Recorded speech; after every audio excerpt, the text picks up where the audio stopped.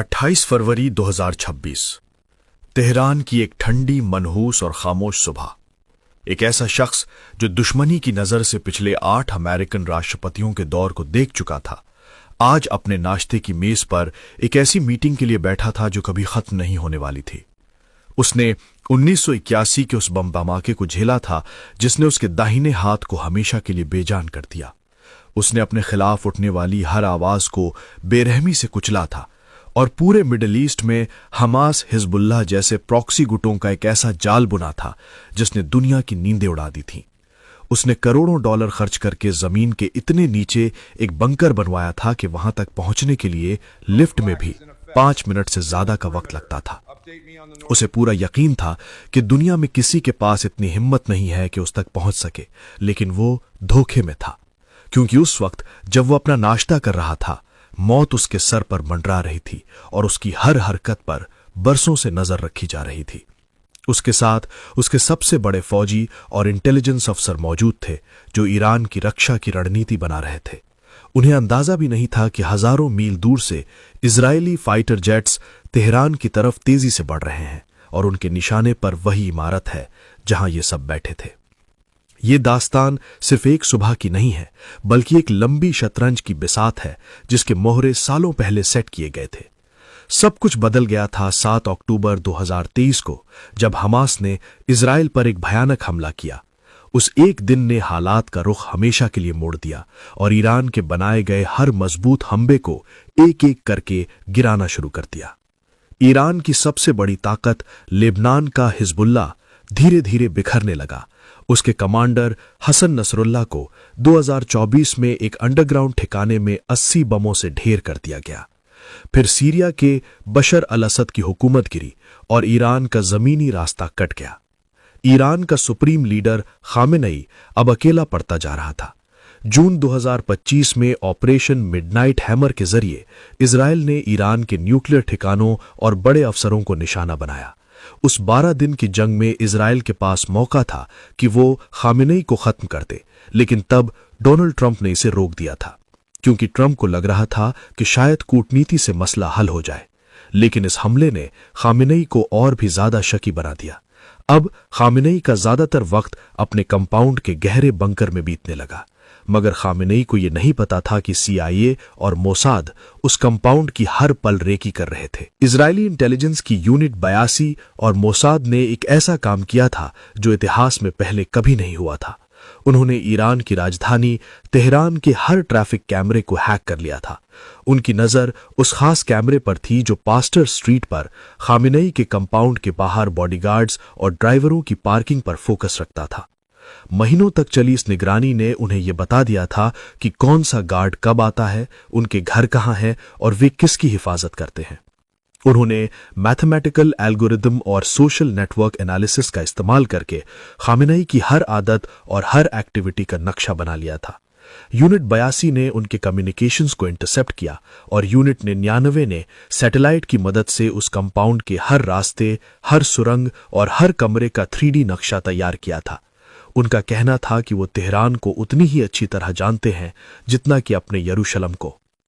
जबकि दूसरी तरफ ट्रंप और ईरान के बीच बातचीत का एक दिखावा चल रहा था। ट्रंप ने सोशल मीडिया पर चेतावनी दी थी कि वक्त खत्म हो रहा है, लेकिन खामेनेई को लगा कि हमेशा की तरह ये वक्त भी निकल जाएगा। 27 फरवरी की दोपहर को जब ट्रंप टेक्सास में एक भाषण देने जा रहे थे, उन्होंने सेंट्रल कमांड को हमले का अंतिम आदेश दे दिया। इस स्ट्राइक की कामयाबी के पीछे एक बड़ा धोखा था जिसे ईरान कभी समझ नहीं पाया। ईरान को लग रहा था कि हमला हमेशा की तरह रात के अंधेरे में होगा।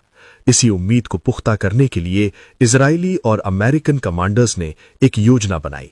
हमले से कुछ घंटे पहले बड़े इजरायली अफसर अपने घर चले गए ताकि सैटेलाइट से देखने पर लगे कि सब कुछ सामान्य है।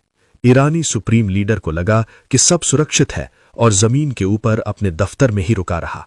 उसने हमेशा शहादत की बातें की थीं, लेकिन उस सुबह उसे नहीं पता था कि मौत उसके दरवाजे पर दस्तक दे चुकी थी। 28 फरवरी की सुबह तेहरान के आसमान में सूरज निकलने के साथ ही एक भयानक डिजिटल हमला शुरू हुआ। ईरान की इंटरनेट कनेक्टिविटी सिर्फ 4% रह गई। पूरा देश दुनिया से कट गया। मोबाइल टावर बंद कर दिए गए। जब कंपाउंड के गार्ड्स को चेतावनी देने के लिए फोन करने की कोशिश की गई तो उन्हें सिर्फ बिजी सिग्नल मिला। उन्हें खबर तक नहीं हुई कि उनका पूरा डिफेंस सिस्टम अंधा और बहरा कर दिया गया है। ठीक सुबह 8:15 पर जब सीआईए के एक ग्राउंड एजेंट ने तस्दीक की कि मीटिंग चल रही है और खामेनेई अंदर ही है, तब मौत का खेल शुरू हुआ। इजरायली जेट्स ने ब्लू स्पैरो मिसाइलें फायर की, जो हजारों किलोमीटर दूर से अपने निशाने को भेद सकती थीं। सिर्फ 40 सेकंड लगे। उन 40 सेकंड में 30 प्रिसीजन मिसाइलों ने उस कंपाउंड को मिट्टी में मिला दिया। खामेनेई के साथ बैठे 40 सीनियर लीडर्स वहीं ढेर हो गए। उनके साथ आईआरजीसी के कमांडर जनरल मोहम्मद पाकपुर, सशस्त्र बल प्रमुख मेजर जनरल अब्दुल रहीम मुसावी और रक्षा मंत्री अजीज नासिर जादेह भी मारे गए। कुछ ही देर में सैटेलाइट तस्वीरों ने दिखाया कि जहां कभी ईरान की ताकत का मरकज था, वहां अब सिर्फ धुआं और मलबा बचा है। अगले कुछ घंटे अफरा तफरी के थे। ईरान की सरकार ने पहले इनकार किया, कहा कि उनका लीडर सुरक्षित है, लेकिन सच्चाई को ज्यादा देर छुपाया नहीं जा सकता था। ट्रंप ने सोशल मीडिया पर कंफर्म कर दिया कि खामेनेई मारा जा चुका है और हमारी इंटेलिजेंस ने उसे ढूंढ निकाला है। 1 मार्च को ईरान के सरकारी टेलीविजन ने माना कि उनका सुप्रीम लीडर मारा गया है। देश में 40 दिन के शोक का ऐलान हुआ, लेकिन तस्वीर के 2 पहलू थे। एक तरफ कुछ शहरों में लोग रो रहे थे, वहीं दूसरी तरफ तेहरान, इस्फहान, कारज, केरमान और शिराज जैसे शहरों में जश्न मनाया जा रहा था। लोग सड़कों पर निकल आए थे और उन्होंने खामेनेई की मूर्तियों को वैसे ही गिराया जैसे कभी सद्दाम हुसैन की मूर्ति गिराई गई थी। ईरान एक बड़े नेतृत्व संकट में फंस गया, क्योंकि खामेनेई ने कोई वारिस तय नहीं किया था। 1 हफ्ते बाद इजराइल ने बचे कुचे ठिकानों पर भी हमला कर दिया, उस बंकर पर भी जहां तक खामेनेई को उस सुबह पहुंचना था। वो बंकर जिसे बनाने में करोड़ों डॉलर लगे थे, आज मलबे के नीचे दबा एक ऐसा स्मारक बन गया जो इंसानी गुबान की कहानी सुनाता है।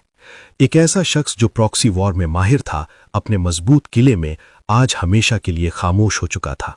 खामेनेई को लगता था कि दुनिया की कोई भी मिसाइल उस अभेद्य किले को छू नहीं सकती, लेकिन 30 मिनट में सब कुछ बदल गया। 40 साल का दबदबा सिर्फ 40 सेकंड में खत्म हो गया। यह हमला एक साफ पैगाम था कि चाहे कोई कितनी ही गहरी सुरंग में क्यों न छुपा हो, नए जमाने की टेक्नोलॉजी उसे कहीं भी ढूंढ निकालेगी। खामेनेई की मौत की गवाह बनी उस सुबह के 2 पहलू सामने आए। एक तरफ ईरान के लाखों लोग जो बरसों से खामेनेई को एक कट्टर शासक के रूप में देखते आए थे, उनके लिए यह सुबह जश्न भरी थी। तो दूसरी तरफ थे खामेनेई के लाखों चाहने वाले जो मातम मना रहे थे। उनके लिए ये एक बेहद दुख भरी सुबह थी। दोस्तों, आप इस पर क्या सोचते हैं?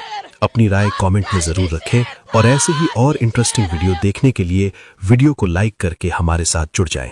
धन्यवाद।